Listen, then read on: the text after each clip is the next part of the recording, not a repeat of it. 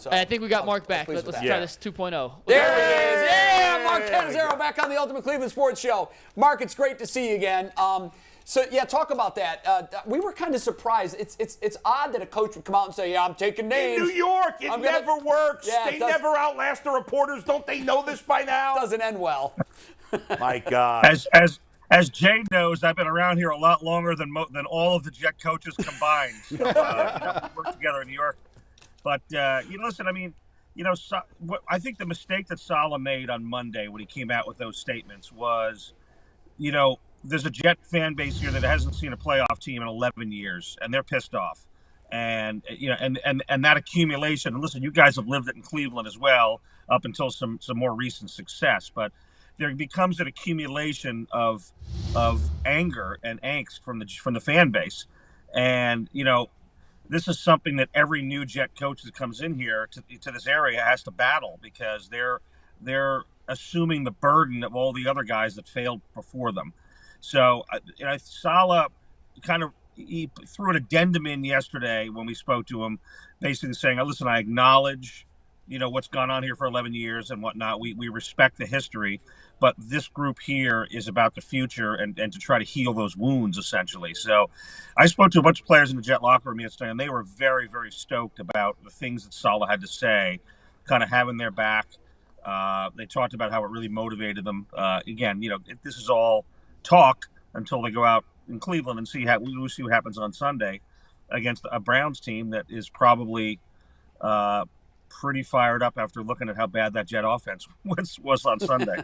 Yeah, I think they're drooling to get their chance at Mark, there's been talk, I know Mike White played last year, had a couple of good games, but he's not any good. Flacco's not any good. Is there any chance Flacco doesn't start this game? Well, Flacco's definitely going to start. Okay. And they insisted that there was no way they even thought about not starting. But what I will say is this, and they haven't said it, but I'm going to say it because I know it to be true. The leash is much shorter this Sunday in Cleveland than it certainly was in Week 1.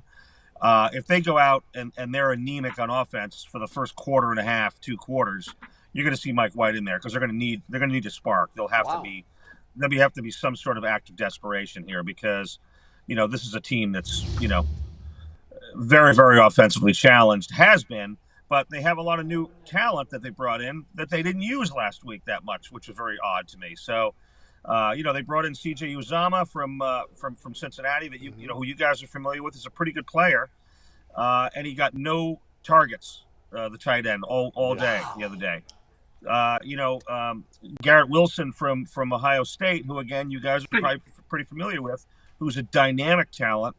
They didn't play him as much as I thought they should have played. I think they should get that ball in his hands as much as they possibly can. So, I think they made some strategic mistakes against Baltimore. I think they were kind of paranoid about the pass rush, which they certainly are this week against Myles Garrett and company.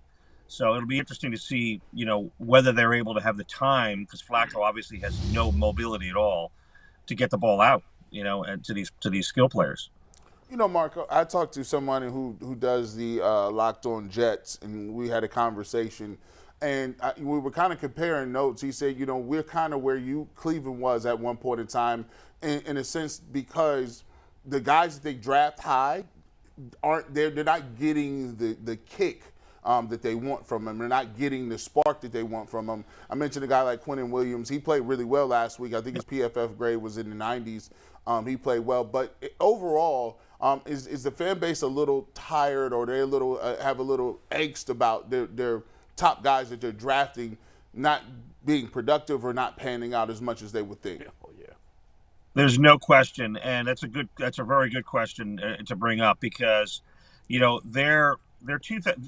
most recent draft looks pretty good on paper, and last year's draft, there's some decent players. The 2020 draft is a disaster, and you can't when you're drafting that high, as you guys know, because Cleveland's drafted high, as we know, for a lot of years. You can't mess up those top picks. Now, Mekhi Becton, for example, who was supposed to be their anchor left tackle, missed all of last season except for a few plays, and now he's missing this entire season with a knee injury.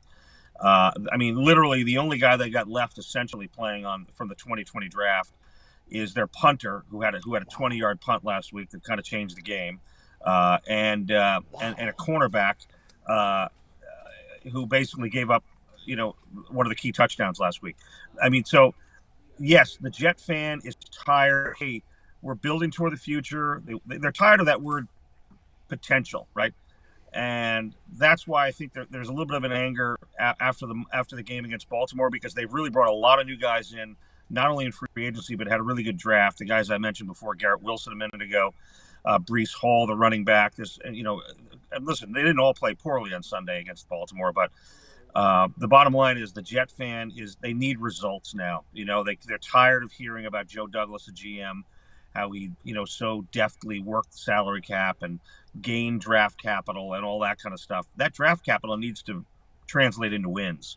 And again, I refer back to you guys in Cleveland because you've seen it for a number of years, and finally now I see the Garrett Wilson stat up here on the screen. Guys like Garrett Wilson now are paying dividends. Now it's turning into wins and making the Browns a factor in December as a playoff contender, and that's what the Jet fan is desperate for right now. In a weird way, even though they're such different cities, as someone, and Jay, you did too, lived in, I grew born and raised in New York, worked in New York, and has been here now for a long time and lives here. The Browns fans are in a way very similar to Jets fans. Like for the Browns fans, we have this kind of looking up at the Steelers and their fans and all the success they've had. Well, the Jets fans, as you know, Mark, have had their sand kicked in their face by Giants fans forever. The Giants fans laugh and scoff at Jet fans. And the Patriots in their division. Right. That's true. But in New York's case, you're living and working with Giants fans. And even though the Giants are just, suck now too, but for many years, for a lot of people my age, 50, the Giants were great and the Jets always sucked. And they have a chip on their shoulder about that, same way the Browns fans do. The Jets have always felt like the redheaded stepchild in this town, and there's no question about it. And it did not help on Sunday that Brian Daboll, the new head coach, had made this amazing, galvanizing, bold move to go for 2 points and secure the Giants' first victory of the year. I mean, he's being hailed as a hero right now. That's right. And the Jet fan is still sitting here ticked off at being 0-1 again. Mark, in Cleveland, they've been pointing the fingers at ownership really since the team came back, first with Randy Lerner and then with Jimmy Haslam is the crux of the problem and why they can't get this thing figured out, why they can't get it right. It starts at the top. Is there a thread in the Jets of why this keeps happening over and over and over and over? Is there anything you can put your finger on? Well, I can't say as specifically as maybe you guys looked at ownership there, that ownership is an issue here, because I'm sitting in their facility. I'm just in my car in their facility right now. But I mean, they've spent so much money bringing the best facility you could possibly see. It's not like they're not spending money on players. So I don't really have a good answer for that, to be honest with you. I think one of the biggest problems that the thread is quarterback. They haven't had a quarterback here since really a consistent quarterback here who was a winning quarterback since Chad Pennington.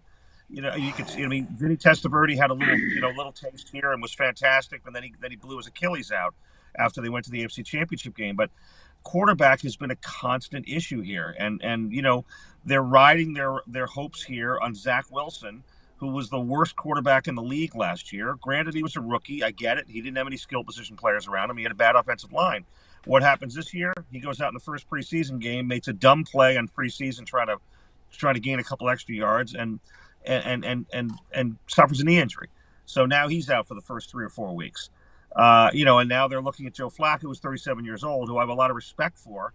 But my God, he looked like a statue last week. And I mean, I fear for Flacco if that offensive line doesn't play better this week against Cleveland, because obviously you guys know what kind of defensive front you have. I mean, it's a top 5 defensive front easily in this league. So, and the Jets are playing, with an offensive line that's got a rookie at right tackle and George Fant at left tackle, who they just moved from right tackle because Dwayne Brown went down. So there's just like all kinds of issues down here. There's always seems to be issues, but the quarterback is the common denominator every year to me.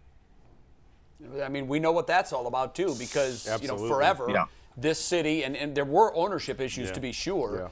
But we got to get to the most important question here, guys. What's Mark, that? can you give us any insight on Zach Wilson's dating life? Well, I will say this. He hasn't denied anything. So, listen, I mean, I suppose more power to him, I guess is the best way I could go with that. Yeah. Once upon a time, there was for another him. New York quarterback whose dating life was big news with Joe Namath. I mean, But if you win, people don't that's care. true. And People let's don't care. face it, Yeah, but Joe Namath won football games. That's You right. you can That's do what I'm that saying. Yeah, if you and win, football people, games. you can date a Martian if you win. Who cares? And let's face it, no offense to Chad Pennington or Ken O'Brien or Vinny Testaverde, Joe Namath was really the last really good quarterback the Jets had. and that's forever listen, ago. Chris Esiason was pretty good with the Yeah, Jets, he was at too. the end of his career. Yeah, but he was had, good. He had some moments there, though. Yeah, he did. He did. What happened to But Sanchez? He stinks. but what you're referring to, what you guys are referring to, though, are guys that were kind of stopgap guys. Right. You know, I mean, Yeah. and Pennington wasn't. Pennington was drafted, and Chad was the victim of just terrible luck with injuries. But every single year Chad was healthy, the Jets went to the playoffs. But yeah, I mean, Vinny had an amazing year. I mean, that '98 was magical. And and then it was over the next year when he blew his Achilles out. There's never a guy. You're right. They're always in search of the next Joe Namath, which there isn't any such thing as a next Joe Namath. But they want somebody that's going to solidify the position. Listen. You guys thought you had it in Baker, right? And that didn't turn out. And now you're reaching with Deshaun Watson, and that's a mess. And I mean, it never ends. And it really shows you how few of these dudes are out there in the league. I mean, Man, really, so true. Yeah, it's amazing. So true. Amazing the lack of really proper, long-term answer at quarterback. So there's so few of them. Yeah, it's a quarterback league, and if you don't have one, you're on the outside looking in. Mark Cannizzaro of the New York Post. Mark, it is great to see you again. Great to catch up with you again. Thanks so much for coming on, and enjoy the game Sunday. Enjoy Cleveland. I hope it treats you well. I will. Will I see you at the game, Jay, or no? You know what? Give me a buzz. Hit me up because I'd like to see you. Yes. You got to give him a place to eat. I'll give them more than one place to eat. Well, I do need that, actually. I think I'm going to go to the Indians game during the day when I get there on Saturday, but definitely want to go get a good place to eat. I'll text you later on after the show. Absolutely. Mark Cannizzaro of the New York Post. Great writer, Good talking great to you guys. guy. And I